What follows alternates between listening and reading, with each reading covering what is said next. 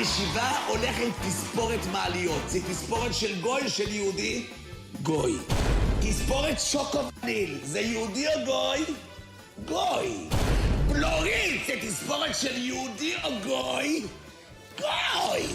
מכנסיים צמודים כמו נקניקיה מסלוסי. זה גוי או יהודי? זה גוי. שתי מקלות של מטאטא של סנוקר הולכות. אתה גנב! אתה גנב! מה יש לך? למה את בוכה? אין לי מושג. אני לא רוצה לסד! אוי! מה יש לך? גרביונים עם כוכבים. שמעתם? פעם כוכבים חשבתי רק בשמיים. הם ירדו לגרביונים. משקה חדש יצא. פסיפלורה משוגעת. ראשי תיאבון פסיכי מטומטם. גימטריה אהבל. יש כאלה צועקים. Howdy, viewer. Are you a human who's interacted with the internet or media in the last, give or take, 100 to 200 years? Wait, how long do they live for again? Have you ever been in an aeroplane? Never. If yes, then you might have noticed the depictions of clowns in media shift time and time again. Some of you might be able to remember when clowns were reserved for the amusement of the little ones, and some might aggressively defecate on themselves at the thought of a clown in close proximity. Come on in. The water's just fine. Oh, come on, I won't bite. At least not that hard. I've noticed the hot clown / jester trope really take off in recent times, and I've got my questions. For one, what's causing this trope to trend? And how can I benefit from it? Secondly, when did it begin? Like, where in the human timeline did they decide clowns can be sexy? Get your ass on, boy.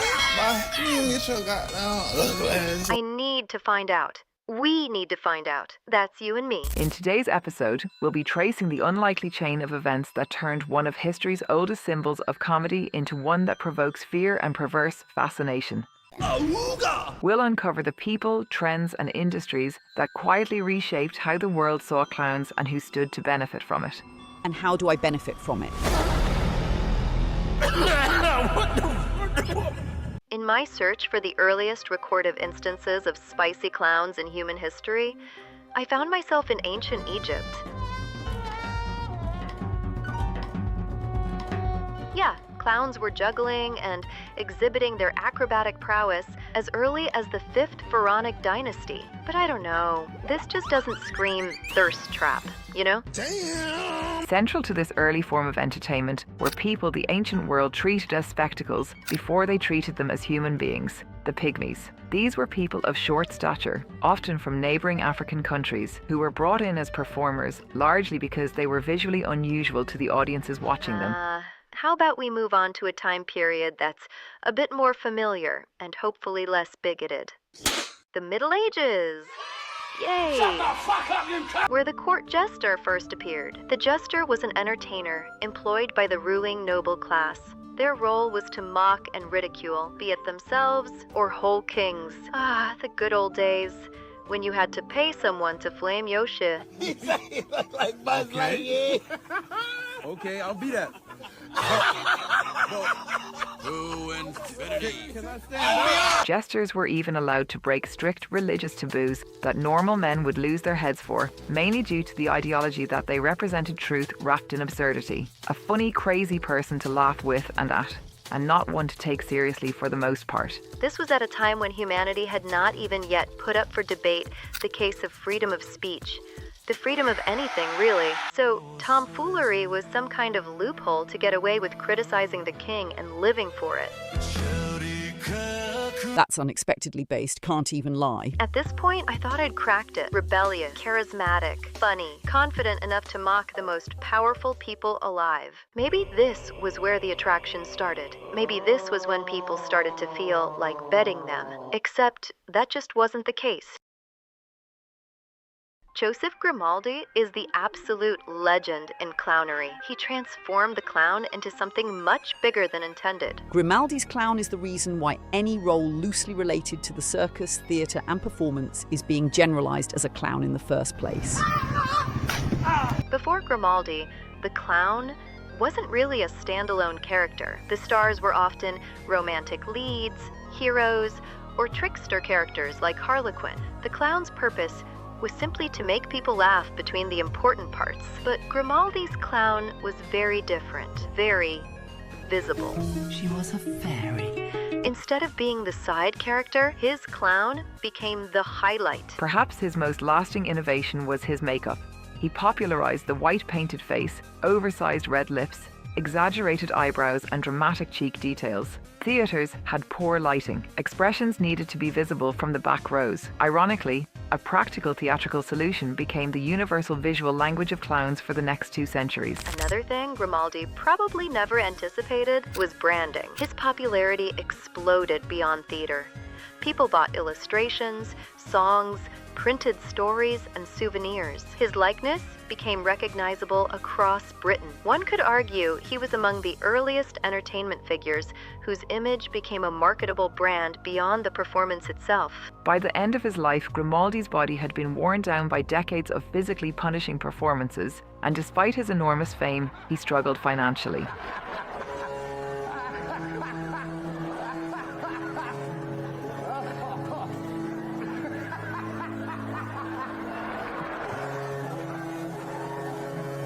Okay, sad story and stuff, but my listening ear couldn't help but tingle and jingle at the sound of bountiful profits being made. Really unfortunate tale of the sad clown guy.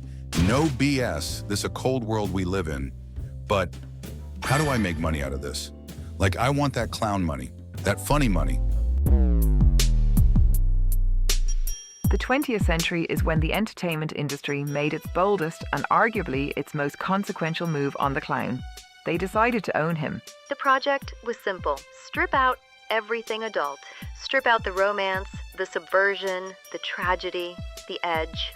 Sand it all down until what remained was a perfectly inoffensive, squeaky clean, commercially deployable mascot. The vehicles for this were figures like Bozo the Clown, who turned the clown into a children's television staple, and most definitively, Ronald McDonald, who fused the clown's visual identity directly to a fast food brand targeting children. The clown was no longer a jester speaking uncomfortable truth to power.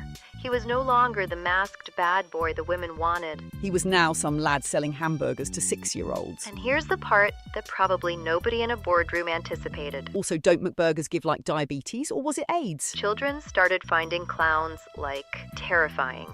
Not all of them, not immediately, but the trend was undeniable. By the late 20th century, coulrophobia, the clinical fear of clowns, was not only real, but widespread, and it was growing. The human brain is extraordinarily good at detecting inauthenticity, particularly in faces. When something looks like a face but doesn't move like one, when a smile is painted on and doesn't change regardless of what's happening, the brain doesn't file that under harmless. It files it under threat likely. What the 20th century corporate machine had done in its effort to make the clown maximally safe was accidentally trigger one of the most primal threat detection responses in the human nervous system. They sanitized the clown so thoroughly that they made him uncanny. And an uncanny thing is not a safe thing. Did you pray today? Did you pray today? Because if you did it... It's sort of reminiscent of that early 2000s internet obsession with making every family-friendly, recognizable character suddenly a horror icon.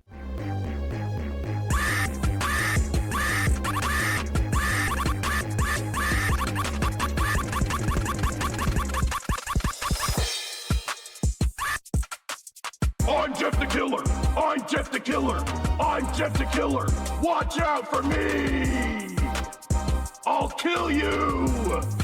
I'm Jack the Killer! You call them creepypastas, but sincerely, there's nothing creepy about them. People slap black gooey eyes and a red pupil on a kid's mascot and suddenly they think they're the second coming of Stephen King. Boy, slow down dropping all that bullshit. And then reality handed culture its accelerant. John Wayne Gacy was a highly active volunteer clown and a serial killer on the side, with over 30 young victims. Of course, he was never actually dressed in his clown attire or acting out the role during these killings, but the narrative of the killer clown still took hold and took off. Because what Gacy confirmed at the worst possible moment in the clown's public image was the unconscious suspicion millions of people had already begun to develop. Then followed the Joker, Pennywise, killer clowns from outer space, the poltergeist clown crawling out from under the bed. The evil clown became more popular than the innocent one, by a wide margin. At some point it became the default representation, but something interesting begins to naturally occur, because fear, when it's sustained long enough without resolution, goes somewhere unexpected. She is such a bad bitch, though. I will fuck the shit out of that robot, man. I'm not even... The monster lover phenomenon is what happens at the tail end of a culture-sustained fascination with a figure it has decided to fear. It begins with a single, radical question. What if the monster has feelings? And once that question is asked, it cannot be unasked. The Phantom of the Opera, Frankenstein's monster, the Beast in Beauty and the Beast, Dracula, and even Nosferatu. This counts as the first. You must bounce on it. Crazy style. One interesting thing to take note of is how these characters weren't only beloved despite being monsters, but rather because of the very fact that they were monsters in the first place. The evil clown ascended from being a regular human in a suit with murderous intent You wanna play a little game? to an otherworldly cosmic entity whose motives far transcend comprehension. I know, man, you worked a long time. This extreme monster lover phenomenon isn't even something new per se. In fact, it's so documented because there are entire communities dedicated to these feelings.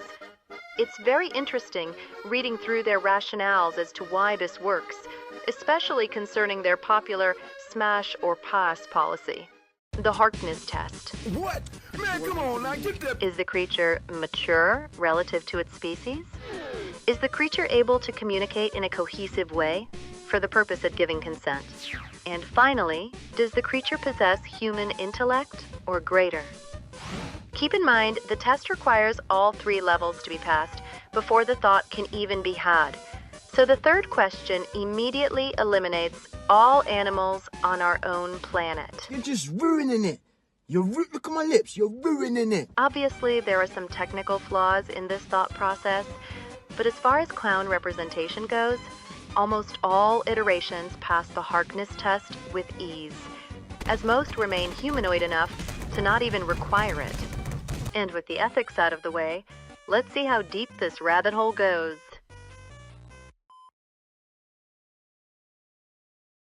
So if you were at all paying attention till this point, you should easily have realized that the hot clown trope you're familiar with didn't just appear from one instance.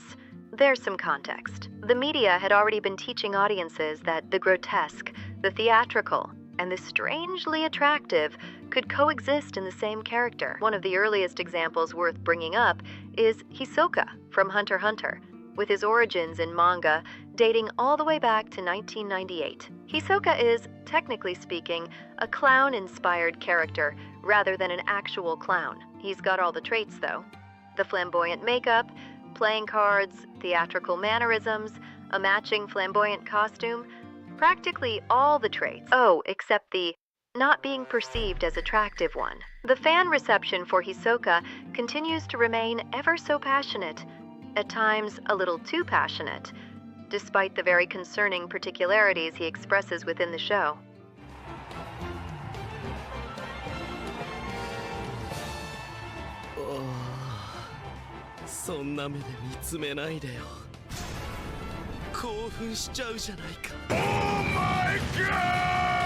The clown aesthetic wasn't necessarily making him attractive. It was simply no longer preventing him from being attractive. And that distinction becomes important as we move further into the internet age. Because around the late 2000s, the internet got its hands on an especially morally bankrupt character and proceeded to demonstrate just how quickly terrifying could become hot. That, of course, being Jeff the Killer. Jeff the Killer? Now, how's he done that? How'd he make it into this episode? I don't believe his title was ever Jeff the Clown. Well, Jeff the Killer is pretty clown-esque. He's got the white painted face, red lips, and scars like the Joker. Just say what it is. You're padding the runtime. Jeff emerged from the creepypasta scene in 2008, with the character and his infamous image spreading across the early internet. His initial appeal takes a turn from being creepy to being hot somewhere along the creepy to hot pipeline. Even getting actual humans to obsess over him like it's a romantic teen movie of some sort in their heads. But not before someone with no personality of their own to fall back on whatsoever took their obsession with Jeff to a level that involved ending their mother and claiming Jeff basically possessed them to do so. The thought that there might actually be a reality where this wannabe also has one obsessed fan somewhere outside a secure facility is pretty valid at this point. Jeff the Killer eventually gets a female counterpart, which is basically just him, but now a her. Nina the Killer, also known around the block as Femme Jeff, naturally gets the worst of the inevitable hotification of the two. Because if there is one reliable law of online fandom, it is that giving a character a remotely female silhouette activates an entirely separate branch of the internet. The next notable bookmark in the evolution of the hot clown this time isn't a character who merely looks clown-like, but an actual clown, the kid's birthday party type.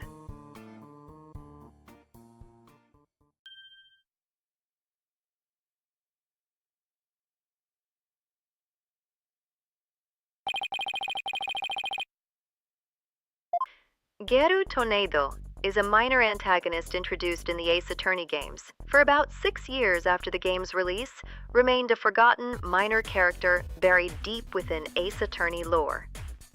Then came an independent animator, no pun implied, named Spidoru, who catapulted the character with their own fan animation after the character was first introduced. It's from here that the Clussy meme exploded. A grand total of about 5 seconds of screen time for the parodied character, who, by the way, was on trial for cold-blooded murder in the original, got flung into an unprecedented career in hot clownery. The term Clussy became almost the official wording describing the hots for hot clowns. The Clussy meme was important because it took something that had previously been more implicit, the ability to make a clown character attractive, and turned it into the joke itself. I order Miss Toneido to put her whole butt, and nothing but her butt on my face. Oh. Objectifying! The clown wasn't accidentally hot anymore. The clown being hot was the entire point. And once the internet had established that apparently even a character whose defining trait was clown could become a thirst trap, the floodgates were strictly opposed to being closed. What's up, YouTube? I'm here with EDC445. While the meme itself has certainly died down, the effect it left on the internet is truly something to ponder about.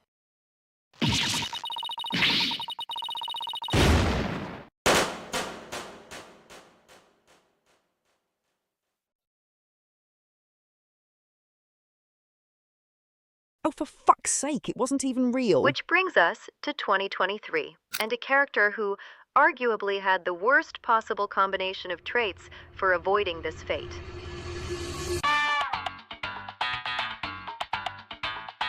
The amazing digital circus arrives on YouTube and introduces us to Pomni as the main character. You see, Pomni wasn't designed to be attractive in any way. She's supposed to be a nervous, psychologically distressed woman trapped inside a surreal digital circus trying to figure out what the hell is going on. Appearing attractive would definitely not be top priority. We all already know how Pomni was absolutely dragged through the mud by content farms. The whole TADC franchise, for that matter. Pomni wasn't designed to be traditionally attractive in any sense, but she does have two things going against her. Firstly, she is a clown.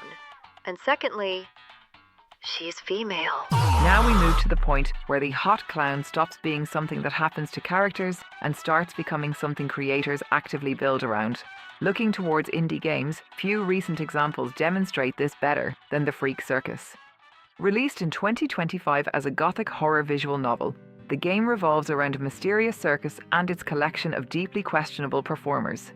Two characters in particular stand out, Harlequin and Pierrot. The player character interacts with the circus's freaks, who every now and then take it upon themselves to harass. And by freaks, these characters do get freaky. Unclear whether a subversion or foreshadowing on the part of the game title about just the type of freak exactly the player would be encountering. Harlequin becomes the competitive, overly passionate playboy.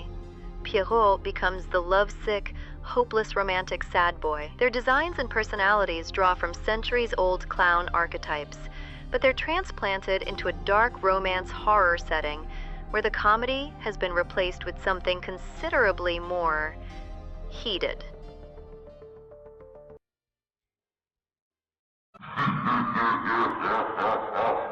However, it isn't exactly the game on its own that makes Freak Circus worthy of contribution to a hot clown epidemic. It's also the media's very warm fan reception to its heated character interactions and characters on heat, whose misdeeds and harassments are of no real concern to the game's terribly thirsty fan base. The reception to these characters demonstrates just how far the archetype has traveled. The more attractive, obsessive, and morally questionable the clown characters become, the less their behavior seems to matter to portions of the fandom.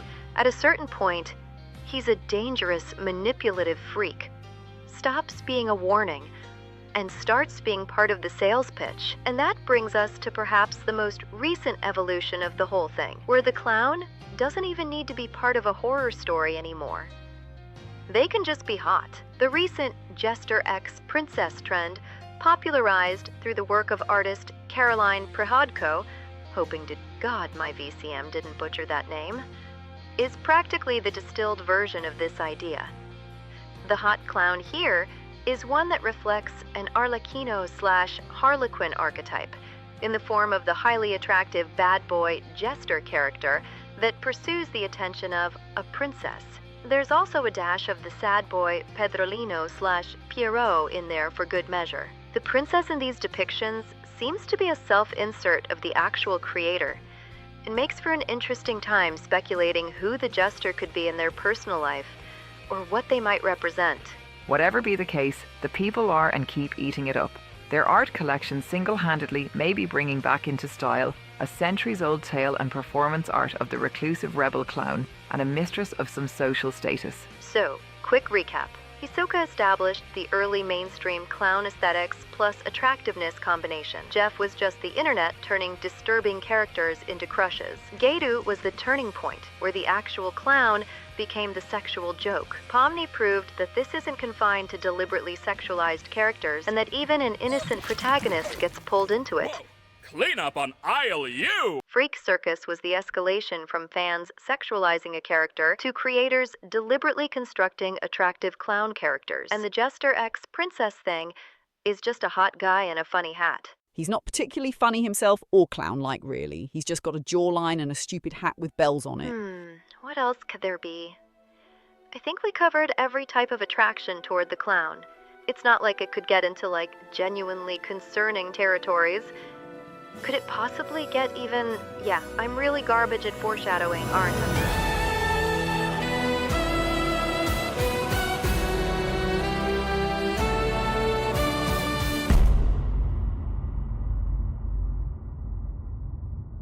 Harlequin, real name Harleen Quinzel, is quite possibly the most widely known fictional character to represent the very core and concept of the hot clown for many in the mainstream. The famous, or infamous, supervillain duo of both the Joker and Harley Quinn have made waves worldwide, but it's Harley in particular who comes out on top as the trope's true representative. More recently, though, it seems she'd rather spend quality time with Poison Ivy over Joker.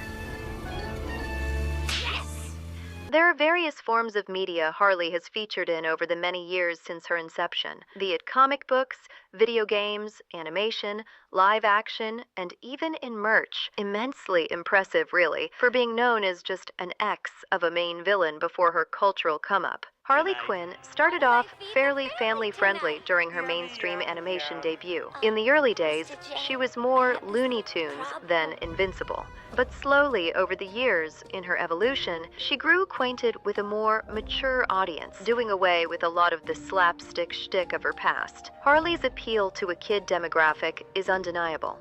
Toys, costumes, and all other kinds of merch flood the market for the average preteen princess looking to try out some two-toned tights.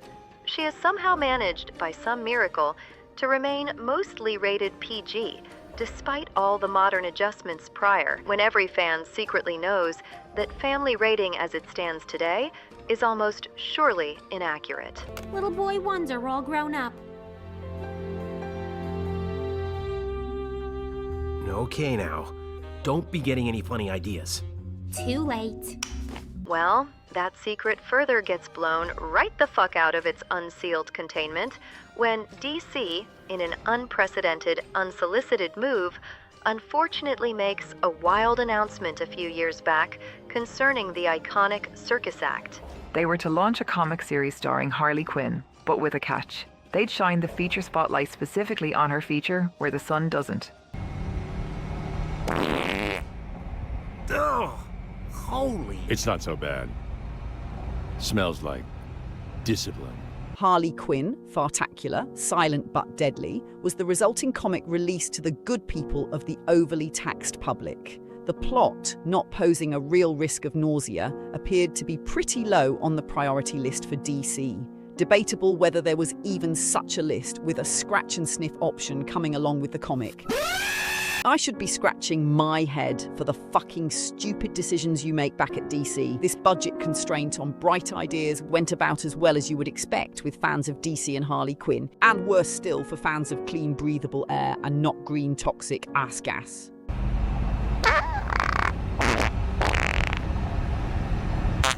Oh, man.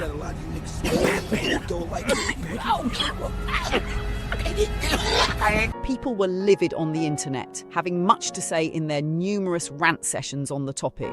Many were just plain perplexed about how this could have ever slipped through the cracks at DC, and more so, out of their poor Harley. Apparently, it was initially thought to be just an April Fool's joke and not actually real. The gassy gimmick that was Fartacular was officially released in spite of this, and it wasn't on April 1st, nor was it even in April either, breaking multiple unspoken social rules, all in an effort to share a spoof about breaking wind. You know the rules in this house. You know what page it rank. You had to fart when I tell you, where I tell you. And right now, I want you to fart. Let me show you. Right on the edge of this table right here. Look at that. The cherry on top in this gastrostrophe is the comic barely breaking even commercially, instead only breaking the spirits of all involved in its making. It was reviewed poorly by a very vocal swarm on the internet, claiming it pushed an obvious fetish agenda. A few others came to its defense though, citing it as beautiful art or insisting on the premise to be just jokes at the end of the day. Intended to be just that, jokes, hardly justified to be as blown out of proportion as it did. In any case, whatever the side on this, DC is actually no stranger to controversies when it comes to its characters, nor to Harley Quinn. Sometime in 2013, they essentially hosted a drawing competition, an open talent search contest, whereby the winner would have their work featured in one page of a Harley Quinn issue. There were a number of panels the artist was required to draw for their submissions. One prompt instructed the artist to draw a naked Harley in a bathtub full of water, about to make that self-inflicted transition to the afterlife with the kind help of live electrical appliances. DC eventually had to leave that out of the final product after getting bashed for not taking certain real-world issues seriously. Taking a backseat to that was the very active call for a very naked Harley Quinn for sport, though. And I want you to fart on a bowl of ranch dressing. Don't ask questions. That's where I want you to do it. I will be watching from a very strategic hole that I have drilled into the wall. Then there was the extremely random time the Joker discovered he's pregnant and proceeded to give mouth birth to a sentient mud creature that later morphs into a child clone of himself. The Joker clown makeup is pre-applied on his instant kit, for anyone wondering. They both agreed the other is quite handsome, concluding with them being one big happy family. All of this goes down within the span of what would surely be a few hours of the same day. Just another day in the absolutely mental life that is this jokster's bizarre adventure. Yes, that was a JoJo's reference. This has been one wild ride trying to find out where the hot clown first appeared in human history. We went from ancient Egypt to medieval Europe, where the jester first appeared. We learnt about the first modern clown, Joseph Grimaldi, who inspired the clowns that followed. And then came the aggressive commercialization of clowns as a product for kids. Countercultural backlash led to the deliberate corruption of the sanitized clown. The clown became a monster, long enough for people to start sympathizing with it, relating with the brokenness of the monster, which paved the way for the immoral, sinister deviant to be perceived as attractive. And then DC waddled in and decided to ruin it for everyone, unprovoked, for not a single reason. The lesson for today's episode: DC's headquarters should have been raided a long, long time ago.